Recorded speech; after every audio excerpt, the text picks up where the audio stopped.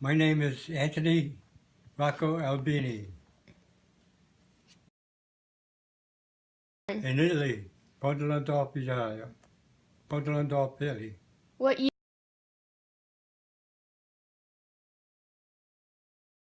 My grandfather used to own a grocery store in Italy.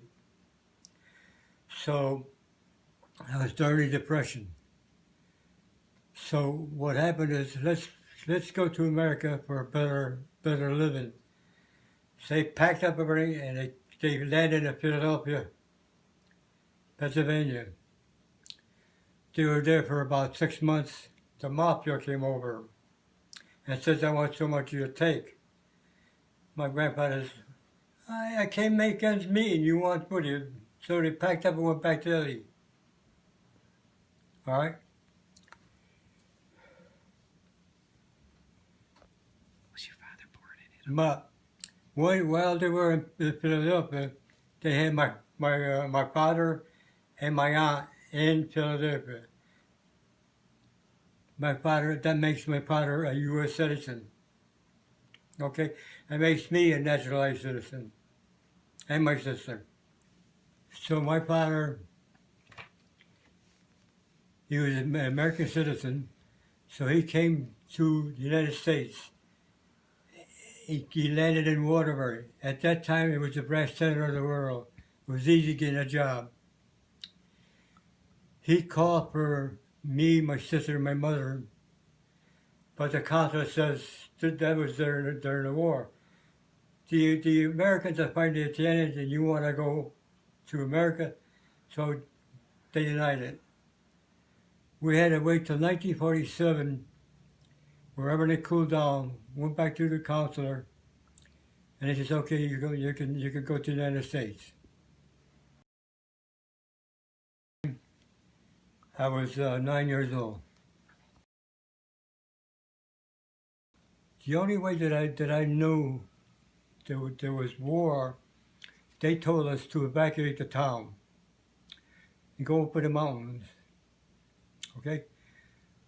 So me, my mother, my sister, took a mattress, we went up into the mountains for a week or so, and that's when we settled in. We knew that the Germans were coming through. And it was a small town, village, and you could see the flashes where they were bombing it. Okay? One night, while I was looking up in the sky, I seen imagine it was an American and airplane and a German airplane, they were fighting. You know? And they told us, lights out, no lights. So one night I'm laying in bed, I'm laying on my mattress, and I hear a plane circling, and circling and circling and circling. All of a sudden I hear they dropped a bomb. I didn't know who it was, whether it was the Germans or the Americans that dropped the bomb, until I come to this country. I found out it was the American that dropped the bomb. What happened was that it was around August, September, and the tomatoes are getting too ripe. So they lit a candle and were making tomatoes, the paste. Okay? I imagine the Americans, they must have seen the light. All of a sudden, they dropped a bomb on them. Okay? Killed them all. It was a sad thing, you know? Shh. That was the artillery going by. And you look in the distance, there was a small town, and you could see flashing, boom, boom, boom, boom, where they were bombing it. Like a... Why? Well, you see, they told us lights out. Well, imagine if people had the whatchamacallit, lights are on. And and I guess they were bombing him. I didn't know until I come to this country who it was. It was the Germans came through. The Americans, they were stationed. They were the Africa Corps. They were in Africa. My mother says to me, "Listen, Tony, the Germans are coming through. They were wearing shorts. Whatever you do, don't laugh at them. They'll shoot you." Nobody wore shorts at that time. Okay? When they came through, they were stealing everything. Chicken, eggs, whatever they can possibly get. They were robbing, we had gardens, they were taking everything out of the garden. Their supply couldn't catch up to them. That's the reason why. There was hardly no food, no money, and they were throwing away K ration, C ration, apples, oranges. My stomach was growling. Here they are throwing stuff away, and So I went into that garbage can to pick up apple, oranges, K ration, C ration. It was a way of life. But oh yeah, when the Americans came through, okay, I was walking towards the center of our town.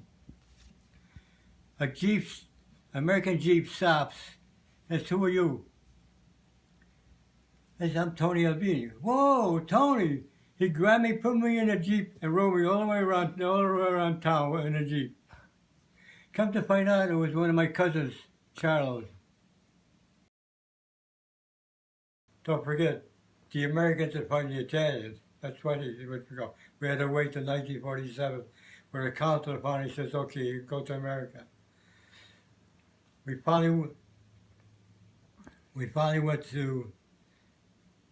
came to America in 1947 I call it a banana boat, but it wasn't. I was 9 years old, and me, my mother, and my sister. My mother was getting seasick. I was 9 years old. "Tony, go see if you can find me some Coca-Cola for the bubbles." So here I am, a 9-year-old Italian, don't know a word of English, trying to get my mother some Coca-Cola. I finally made my way through. It was a nice ship. While I was looking for the Coca-Cola, I saw people sunbathing. There was a swimming pool in it, But I was 9 years old. What do you know? So I finally got my mother Coca-Cola. Okay, she drank it. She calmed down. All right. Then, as we were crossing, it took a week to cross from Italy to America. While going across, we seen dolphins. We seen a whale going through, and if you've seen the movie The Godfather, while we're going docking in New York, where they ripped by the Statue of Liberty, everything went to that side of the ship. That's exactly what happened to me. It was unbelievable. When the ship finally docked in New York, I got off, we're getting off, and my mother says, "Oh, I lost my gold necklace. Tony, can you find his mom?" I looked around, and there it was next to the and I gave it to my mother. Oh, we got off the boat and met my father. All right? My father says, here's a hot dog. And here's a 9-year-old, don't know a word of English, don't know what the heck is that? To me, it was just sausage. It was like a sausage. Well, to them, I ate it. It was good. And we got into the car and came to Waterbury. Settled in West Farm Street, in Waterbury.